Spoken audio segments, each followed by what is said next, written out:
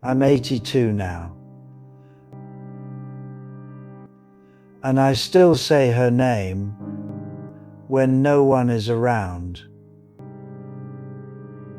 Not out loud, just in my head. Quiet, like a prayer. I don't deserve to have answered. Her name was Elena, and I lost her, not because she stopped loving me, but because I loved my ego more. I remember the exact day I met her. It was 1964. I was 20, angry at the world, trying to prove I was somebody. She was standing at a bus stop, holding a little red book against her chest. The wind kept blowing her hair into her face. She looked annoyed. I don't know why, but I walked over and said, "You look like you're losing a fight." She laughed. God, that laugh! It wasn't loud. It was soft, real, honest. And in that moment, something inside me became quiet. We started talking about nothing, about everything. And for the first time in my life, I wasn't pretending to be someone else. I was just me. And she liked that man, not the strong man, not the proud man, just me. We fell in love slowly, no phones, no distractions, just walks, long walks, holding hands, talking about dreams. She used to rest her head on my shoulder and say, "I feel safe with you." I wish I had understood how sacred those words were. We got married when I was 24. I still remember her in that white dress. She was nervous, her hands were shaking. I whispered, "You're the most beautiful woman I've ever seen."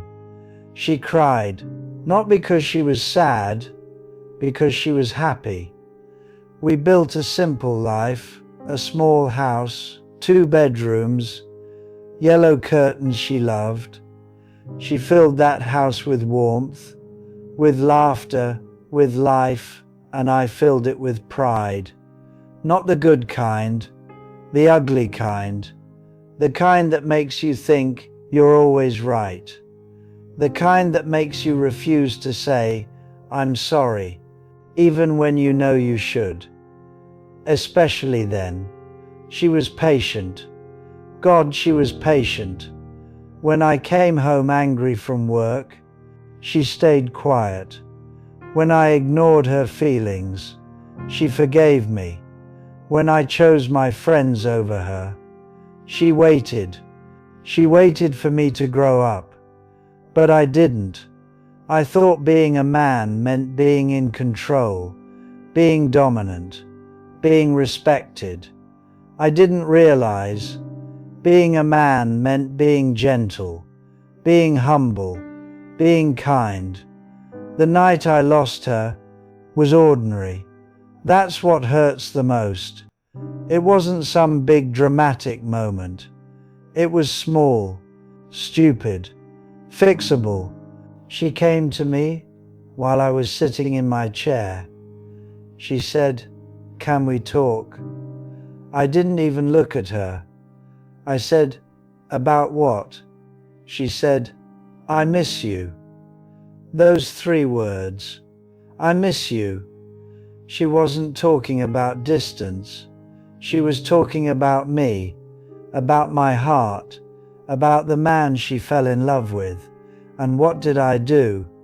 I got defensive. I said, "I'm right here, aren't I?" She said, "Not really."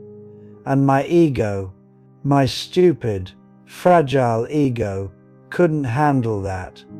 So I attacked her with words, cold words, cruel words. I told her she was ungrateful. I told her she expected too much. I told her she should be happy with what she had.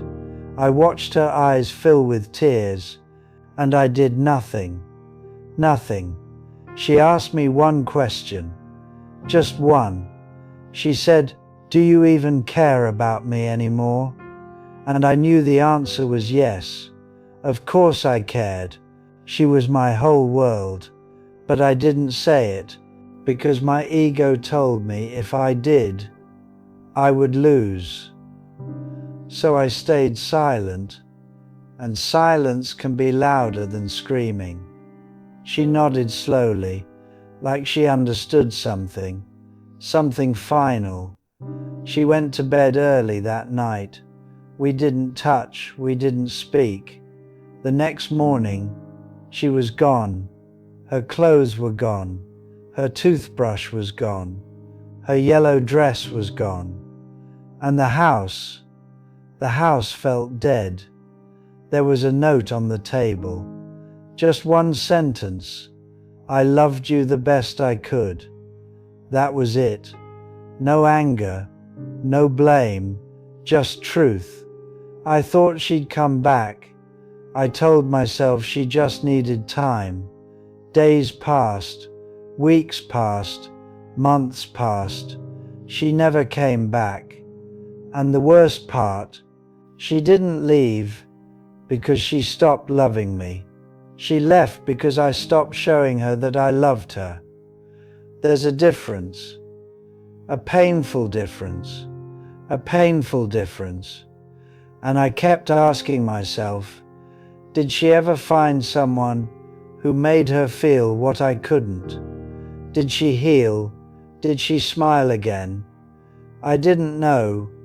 Not yet. But years later, I found out. And that moment broke me more than anything else ever had. Years later, I saw her by accident at a grocery store. She looked older, so did I, but she was smiling. She had a man with her. He was holding her hand. The way I used to, the way I should have never stopped. She looked at me. Our eyes met, and for a moment, time stopped.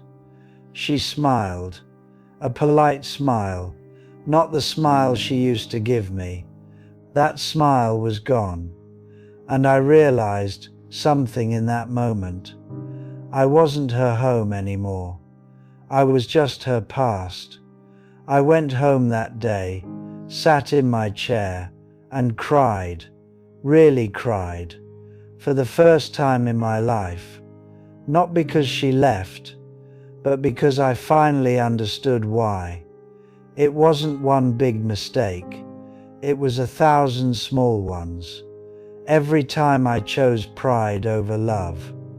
Every time I chose silence over honesty. Every time I chose ego over her heart.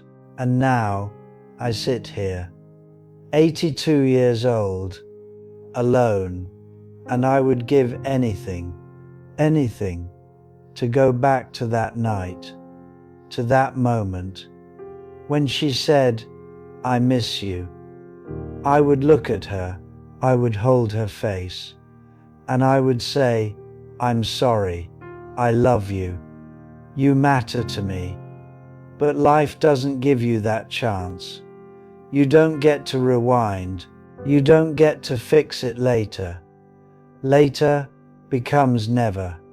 So listen to me, listen carefully. If you love her, tell her. Not tomorrow, today. If she's hurting, don't defend yourself. Listen. If she's crying, don't win the argument. Hold her. If your ego tells you to stay silent, speak anyway. Because ego will keep you warm for one night, but love will keep you warm for a lifetime. Don't be like me. Don't sit in an empty house, talking to memories. Don't memorize the sound of her laugh, because it's all you have left. Don't replay your last conversation, wishing you had said something different. Pride is a lonely companion. It doesn't hold your hand. It doesn't kiss you goodnight. It doesn't sit beside you when you're dying. Love does, or at least it did, until I pushed it away. I thought I had time. I thought she'd always be there. I was wrong. People leave, even the ones who love you the most, especially when you make them feel alone. So please, when she says, "I miss you," don't say, "I'm right here." Be there, in your words, in your touch, in your heart, because one day you'll be sitting where I am, old, quiet, full of memories, and you'll realize the worst sound in the world is not silence, it's her voice you'll never hear again.